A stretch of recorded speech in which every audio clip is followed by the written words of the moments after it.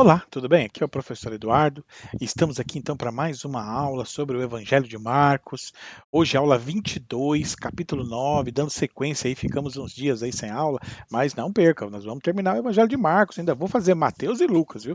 Não fica assim, às vezes a gente atrasa uma vez ou outra aí, porque a gente é professor, então sabe, começo de ano, um monte de relatório, reunião, então isso aí às vezes dá uma enchida no nosso time, né? Mas vamos sim dar sequência agora, vamos ver se dessa vez a gente continua aí na mesma toada que estávamos aí, uma, duas aulas por semana. Então, o Evangelho de Marcos, capítulo 9, de 14 a 29, na sequência hoje. É um texto muito rico, muito legal. As narrativas sobre as curas de Jesus, elas são muito provocativas, né? É, porque os evangelistas já entenderam no seu papel que a grande pegada de Jesus não era a cura, né? A cura, os milagres, eles até aconteciam, mas a grande mensagem é a salvação, é a vida, a entrega da vida pelo outro, né? Essas são mensagens centrais aí dentro da tradição bíblica, né? Mas as narrativas de cura? Como é que elas entram nesse contexto? Cada uma tem sua mensagem, não só falando de cura, mas trazendo diversos outros elementos. Vamos dar sequência então aqui, e aí já vamos abordando aqui o nosso texto. Só retomando aí o que nós falamos na última aula. Na última aula, se vocês lembram bem, nós falamos sobre transfiguração, né, um monte da transfiguração, uma narrativa assim diferente, né? Alguns autores acreditam que a narrativa refere-se a uma parábola, né? Criada pela igreja primitiva para falar sobre a judaização da igreja, né? E a chegada dos evangelhos. O que eu vejo nessa narrativa, assim, uma coisa bem relevante é a ênfase que Marcos dá a essa separação entre judeus e cristãos. Era uma coisa que já estava acontecendo nos dias de Marcos. E aqui, então, no capítulo 9, isso aí fica bem evidente. Quando você tem ali uma narrativa que está Jesus, Moisés e Elias, de repente passa a nuvem, fica só Jesus, e aí a voz do céu fala: ó, esse é meu filho, eu quero que vocês ouçam a ele ouvi. Né? Então, como se fosse assim: ó, tira o antigo Pentateuco, tira os profetas e ouça Jesus. Falando em teologia, bem prático, né? Eu sempre falo para meus alunos assim, né? Que faz o seguinte: primeiro você lê os evangelhos e vive os evangelhos. Depois que você fez isso, se você ainda precisar, aí você faz estudo do Antigo Testamento e vai procurar entender o Antigo Testamento. Mas enquanto tiver a missão de ler e viver o Novo Testamento, não dá para ir para o Antigo ainda não. Tá? O Antigo ele tem muito da tradição judaica, tem, claro, né, alguns apontamentos, né, que se relacionam com o cristianismo, mas sempre entender que o cristianismo surge a partir de um judaísmo dissidente. O que eu quero dizer com isso? É que era um judaísmo que não estava conformado àquelas práticas judaicas tradicionais. Então, o Evangelho de Marcos apresenta Jesus como esse judeu trazendo uma outra leitura sobre o judaísmo, uma leitura dissidente, com uma proposta de fé muito mais íntegra em relação à tradição judaica clássica, né? Então aí o texto vai apresentar sempre esse conflito com as tradições judaicas, que é o caso que acontece no Monte da Transfiguração, que aparece então ali a questão de Moisés, Elias e Jesus, né? E esses três, então, de repente, passa a nuvem, leva dois, fica só Jesus. E a voz do céu: esse é meu filho, a ele ouvi. Essa narrativa, então, além de mostrar essa passagem dissidente, aí, esse abandono dessas tradições, a ênfase a Jesus, ela também ajuda a gente a entender uma mudança documental na tradição da igreja primitiva, que aos poucos vai parando de se apegar a tradições mais judaicas e começam a fixar tradições a partir das narrativas de Jesus. E é isso que Marcos está propondo, né? As narrativas de Jesus para construir novas tradições. E hoje, então? Hoje nós vamos falar de quê, né? Deixa eu baixar aqui para a gente achar. Hoje é uma narrativa de cura. Você vai dizer, mas não tem nada. Olha, essa narrativa de cura tem tanta coisa, é só enxergar. Vamos ver se a gente consegue, né? Então, lá no verso 14, seria então aí, você vê como nessa Bíblia que eu estou trabalhando com vocês, ela já tem a demarcação de algumas perícopes, né? Aqui ele muda de narrativa, ele vinha falando então da transfiguração. E de repente, quando desce, né, então a ideia é que eles desceram da transfiguração, quando se aproximaram dos discípulos, viram numerosa multidão ao redor e que os escribas discutiam com eles. Então, tipo assim, Jesus e os discípulos descem então da Monte da Transfiguração, se aproximam dos outros discípulos. Então há uma mudança, né, de tempo, há uma mudança de lugar, há uma mudança de assunto, embora os personagens ali aumentam um personagem novo, que são os escribas, tal, né? E ali começa então a narrativa. Quando eles se aproximaram dos discípulos, viram numerosa multidão ao redor, e os escribas discutiam com eles. Então ele está apresentando já o problema, ele já apresenta logo de cara no começo o que está acontecendo, ele situa, né? E logo toda a multidão, ao ver Jesus, tomada de surpresa, correu para ele e o saudava. Então aí tranquilo, né? A narrativa começa com uma discussão. Aí a gente pergunta, né, o que eles estavam discutindo, né? E como é que era essa discussão? Ele vai explicar um pouco mais abaixo. Quando Jesus veio, todo mundo correu para ele. Então, ele interpelou os escribas. Que vocês estão discutindo com os meus discípulos aí, gente? Que rolo é esse que vocês estão trazendo para meus discípulos? E um dentre a multidão respondeu: Mestre, trouxe-te meu filho possesso de um espírito mudo.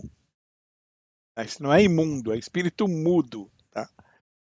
Então isso aqui como é que é isso, professor? É um espírito mudo, né? Na prática, gente, eles não tinham muita compreensão médica ou clínica. Então entendiam que as pessoas que não falavam, todas as doenças que nós entendemos como doenças, vírus, bactérias, para eles era tudo espírito. Era tudo espírito na mentalidade desse mundo. A pessoa era muda, então era um espírito mudo. Né? Era surdo, era um espírito que estava ali impedindo ele de ouvir. Né? Então eles tinham muito essa compreensão de mundo. É sempre importante entender isso.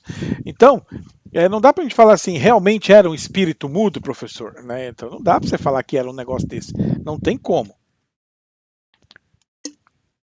Primeiro porque ninguém sabe o que é um espírito mudo. Em toda a história ninguém narrou o que é um espírito mudo. Né? Mas o que a gente pode dizer aí tranquilo é que era uma referência à falta de fala. Mas não era só isso. Olha o que o texto fala. E este, onde quer que o apanha, lança-o por terra, ele espuma, rilha os dentes e vai definhando. Tá vendo só? Parecia que ele estava tendo uma espécie de ataque epilético. Né? Então, tem bastante gente que acredita que era um ataque epilético aqui. Tá? Na igreja, até eu mesmo quando comecei a estudar, 1990 e alguma coisa, 97, e eu lembro de algumas vezes e algumas pessoas que tiveram ataque epilético na igreja ou na rua e todo mundo tratando como se fosse uma possessão demoníaca. Né? Eu não estou falando de coisa de uns 4 séculos atrás, 2000 anos atrás, não. Estou falando coisa de 30 anos atrás. Né? Então a pessoa, várias vezes eu vi as pessoas falando de algumas pessoas que tiveram ataque epilético que eram pessoas possuídas, né? Mas claro que isso tem muito mais a ver com o imaginário. Hoje já se entende toda essa questão aí da enfermidade, né? Tudo bem, mas independente disso, era a compreensão que eles tinham. Roguei a teus discípulos que o expelissem, e eles não puderam. Então Jesus lhe disse. E Jesus já chega com força, né? Ó geração incrédula, até quando estarei convosco? Até quando vos sofrerei? Eu gosto muito dessa parte aqui. Até quando vos sofrerei? É tipo assim, aí Jesus ensina os discípulos, aí, cura aqui os discípulos, eu não consigo, aí Jesus, ai meu Deus, eu vou ter que ensinar esse povo de novo. Até quando vos sofrerei? a ideia de que os discípulos estavam tão devagar que Jesus estava sofrendo com eles. Isso aqui é uma tradição de Marcos, né? Eu fico pensando como que Marcos preserva isso, né? Aquilo que eu disse, gente, nós às vezes achamos, claro que hoje, quando fala dos discípulos, apóstolos, todo mundo tem aquela ideia, né? Mas quando estava seguindo Jesus ali, naquele começo, estava todo mundo mais perdido que barato em dia de mudança, tá? Os discípulos, você pode ler aqui várias vezes, não estão nem entendendo o que Jesus está falando. Então, se você ler a Bíblia e não entender o que Jesus está falando, não fique preocupado, não fique preocupada, que nem os discípulos entendiam, tá? Até quando vos sofrerei, né? Então, assim, realmente, eu vejo vários momentos que lendo a Bíblia, o Novo Testamento, que parece que Jesus está falando, Pai, me leva logo, Pai, que eu não aguento mais esses discípulos, me leva logo. Que os discípulos realmente tiveram muita dificuldade de lidar. Agora, essa questão da geração incrédula aqui, isso aqui tem que ver com tudo, né? Com a gente, né? Não é só eles que eram uma geração incrédula, né? Isso aqui faz parte de todos, né? Trazei-mo e trouxeram-lhe. Quando ele viu Jesus, o espírito imediatamente agitou com violência e caindo ele por terra começou a espumar. Então teve novo ataque epilético lá e tal. Perguntou Jesus ao pai do menino, então: há quanto tempo isso acontece? Desde a infância, respondeu o pai. Aqui, ó, vamos lá. Aqui está a charada da mensagem. Gente, aquilo que eu falei, quando você vai ler a narrativa de cura, presta atenção no que é diferente, no que se destaca em relação às outras narrativas. Você viu essa aqui? Essa é a única narrativa em que Jesus pergunta: quanto tempo isso acontece? Né? O cara podia olhar para ele, mas o que você quer saber quanto tempo isso acontece? Né? Que diferença faz quanto tempo acontece? Você podia falar uma coisa dessa, né? Mas Jesus pergunta: há quanto tempo isso sucede? Isso é interessante. Por que ele faz uma pergunta dessa, né? Há quanto tempo isso sucede? Tem várias coisas assim. Tem uma outra narrativa que Jesus pergunta o nome do demônio, né? Como você se chama? Legião, né? Então, assim, por causa disso, hoje o povo pergunta o nome de demônio aí, quando vai fazer programa televisão, né? Televisão de expulsão de demônio. Então, tem várias coisas sui generis, né, dentro dessa narrativa, e são justamente elas que guardam aquilo que é a mensagem que o autor quer passar. Por que Jesus perguntou há quanto tempo isso lhe sucede? Vocês acham? O pai responde então: desde a infância. E muitas vezes, olha lá, e muitas vezes o tem lançado no fogo, na água para o matar. Tá vendo? Aí ele mostrando aqui o que estava acontecendo. Mas, e agora vem a narrativa forte do texto aqui de Marcos. Se tu podes alguma coisa, tem compaixão de nós e ajuda-nos. Não, aí ofendeu, né? Aí ofendeu. Olha o que Jesus responde, que ele fala assim: como assim se podes? A resposta de Jesus: pera lá, se podes? Você tá de brincadeira comigo, meu camarada. Então, olha aqui, essa narrativa é muito rica, né? Muito rica. Muito rica porque ela retoma questões do dia a dia, questões reais da vida, né? Então, assim, isso daqui tem muito a ver com o sofrimento daquele pai. E isso eu acho muito legal na narrativa, que Jesus não chega ali e só cura o menino e vai embora. Né? Jesus para e olha para o pai, vê a narrativa daquela pessoa, ouve o sofrimento daquela pessoa, né? Isso é ótimo, né? Isso mostra o que é pastoral, né? Jesus fazendo pastoral, Jesus não chegou lá, orou e curou e foi embora. Né? Não, Jesus vai ouvir a pessoa, vai entender o seu sofrimento da pessoa. Né? Então, desde a infância, ó, se tu podes fazer alguma coisa, tem compaixão de nós.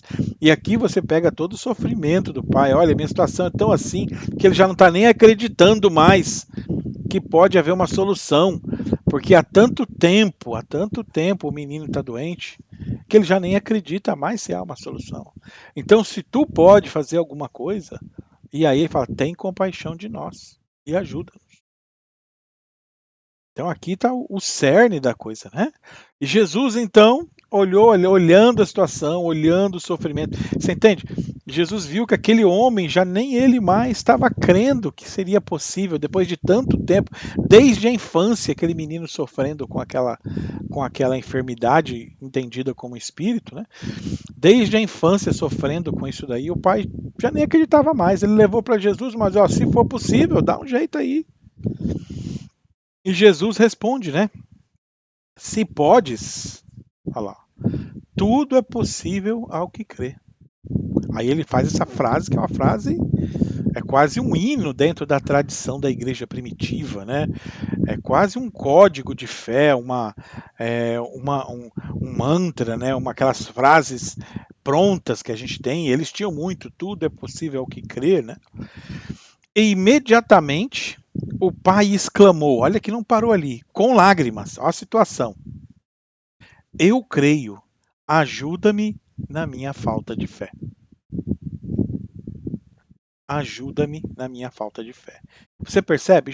Isso é que é importante na narrativa de cura. Mas Jesus chegou lá e curou. Mas espera lá, tem todo o enredo. E nesse enredo da narrativa, ele transmite a teologia de Marcos, transmite a visão que Marcos tinha de Deus, transmite a compreensão que Marcos tem da comunidade de Jesus. Está tudo aí presente. Aí está a teologia do Evangelho de Marcos, né? E Marcos, então, já tem essa pastoral muito forte, a importância da cura, sim, mas muito mais que a cura, a compreensão do sofrimento, o ouvir a pessoa sofrendo, o ajudar a pessoa a crer, o apontar para a pessoa o caminho para a libertação do sofrimento, né? Isso é ótimo dentro da narrativa. E imediatamente o pai do menino exclamou com lágrimas, né? Mostrando aí o sofrimento e a dor. Isso aqui é importante dentro da narrativa. Às vezes nós estamos tão acostumados a ler a Bíblia, principalmente quem lê a Bíblia de uma área científica, e não perceber as emoções da narrativa, não perceber os sentimentos por trás da narrativa. E o pai, então, naquele momento de tristeza, né, e de dor, ele exclamou ali, eu creio. Mas olha a frase dele como é ambígua, né? Eu creio. Só que ajuda-me na minha falta de fé. Eu creio, mas não é bem assim. É o sofrimento, gente.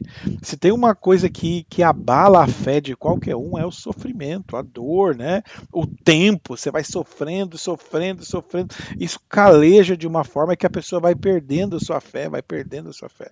Isso tinha muito a ver na comunidade primitiva, porque Jesus já fazia um tempo que tinha falecido, né? Que já tinha subido ao céu, né? E isso tinha uns. Foi em 30, Marcos está escrevendo em 60. Em 60 o povo já não está mais crendo, né? Muita gente acha que Jesus não vai voltar, que Jesus abandonou eles, né? Então isso daí era um problema. E ele então traz essa mensagem para ajudar as pessoas a entender a importância da fé, né? E mostra que aquele homem lá, e muita gente como aquele homem, entendeu? Onde está o objetivo da mensagem?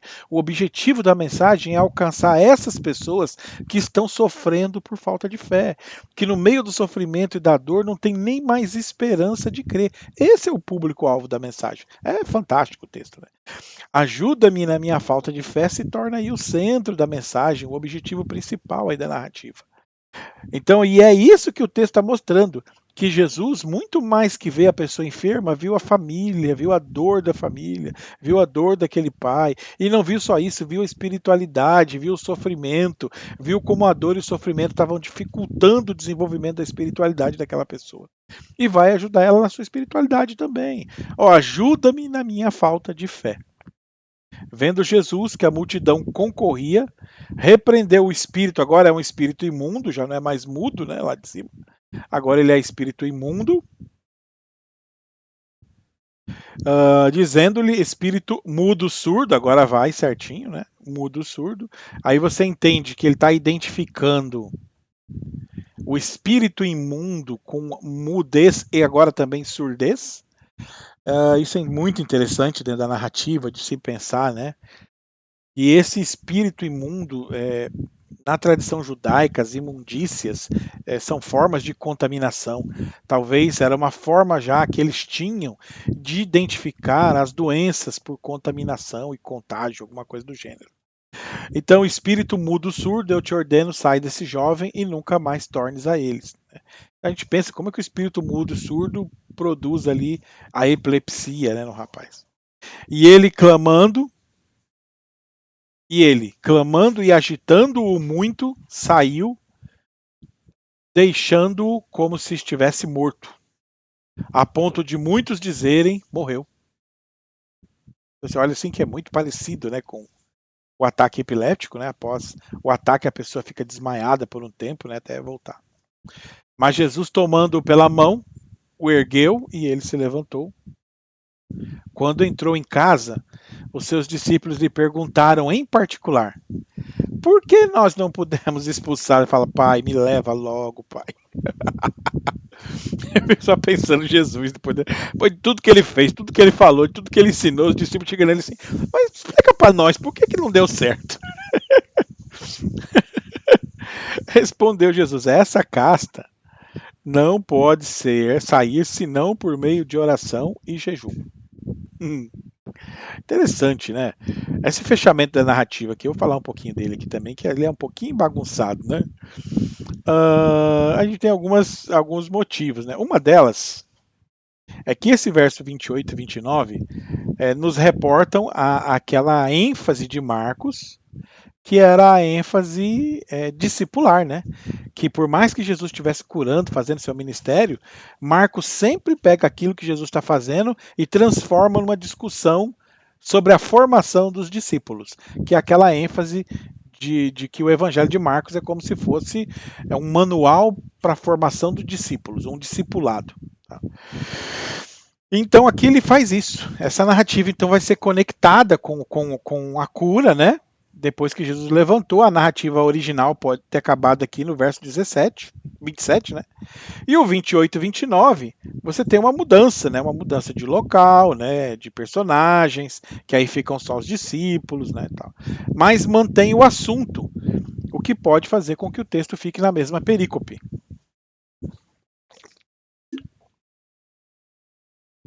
E os discípulos então perguntaram, o texto fala em particular, né? A sós, por que não pudemos expulsá-lo, esse demônio, né? Jesus respondeu: essa casta não pode sair senão por meio de oração em Jesus. A primeira coisa que o texto transmite, e eu acho que essa é uma possível intenção de Marcos, é a crítica aos discípulos. A ideia de que os discípulos, os discípulos achavam, talvez ainda perto da tradição judaica, né, que fosse uma coisa mais ritual, ritualística. Você não tem isso na narrativa. Mas a ideia é que o texto acaba propondo na entrelinha que os discípulos não estão nem orando nem jejuando, o que é um problema se a gente for olhar, porque Jesus mesmo, Marcos em outros momentos, apresenta Jesus questionando o próprio jejum. Né? Isso daqui então, alguns teólogos colocam que esse verso 29 ele pode ter sido um acréscimo posterior lá do século II. Eu não realmente é mais difícil de você pontuar. O que a gente entende é que esse verso parece realmente não ter muita conexão com a prática de Jesus no Evangelho de Marcos, que é bastante questionadora às tradições ritualísticas. Então teria sentido ele questionar o ritual em vários momentos e aqui ele falar que só não saiu porque faltou ritual. Então, uma das opções é que é um texto incluído depois, que a igreja já estava toda ritualizada, em algum dos manuscritos que foram reescritos, aí esse manuscrito acabou, um escriba bem intencionado foi ali e completou. Uma possibilidade. Uma outra possibilidade é que seja um texto crítico mesmo, uma finalização crítica aqui de Marcos, tipo uma cotovelada que ele está dando ali nos discípulos, para mostrar que os discípulos estavam perdidos, né? Não estavam entendendo quem era Jesus. O que faz o demônio sair mesmo, o espírito mudo, a pessoa ser curada, é Jesus. É claro que não é oração e nem jejum. É que se fosse oração e jejum, não precisava de Jesus, aí era só orar e jejuar que saía tudo. Mas se você olhar a tradição judaica, não saía, óbvio que não saía. O que acontece é aquilo que tem em vários outros textos de Marcos, que vocês já leram aqui comigo, que a comunidade assustava, porque até os espíritos imundos ouviam, né, davam atenção, lhe obedeciam. Então, o que faz com que o espírito saia, geralmente, realmente é a pessoa de Jesus. E aí, uma das hipóteses é que esse verso 29 seja irônico, como se Jesus estivesse dando uma risadinha. Ah, isso é porque vocês estão orando e jejuando, achando que é a oração em jejum que tira demônio. Gente, que tira demônio é Jesus, é o nome de Deus, é o poder de Deus. Nunca vai ser oração em jejum. E isso aqui então seria retórico, questionando a oração em jejum da prática judaica para mostrar que isso realmente, como Jesus fala assim, não, vocês têm que orar e jejuar muito mais, aí vocês vão conseguir, como se fosse Elias, quando está lá no monte, ridicularizando os profetas de Baal, falando, grita mais alto, né? Quem sabe o Deus de vocês saiu de férias, foi no banheiro, né? Fazer suas necessidades, grita mais alto que ele deve estar ali. Então esse texto pode ser irônico, e a ironia a gente é muito difícil de achar no texto e conseguir legitimar. Mas assim, o que eu sei é que essa frase, se você lê ela como uma afirmação, ela não bate com o Evangelho de Marcos como um todo. Como um todo, os outros capítulos, você vai ver que Marcos sempre é crítico ao ritualismo. E aqui ele iria estar dizendo que o ritualismo é a solução. Eu acho que para mim seria irônico o texto, ou uma inclusão posterior. Para mim, talvez o irônico me serve.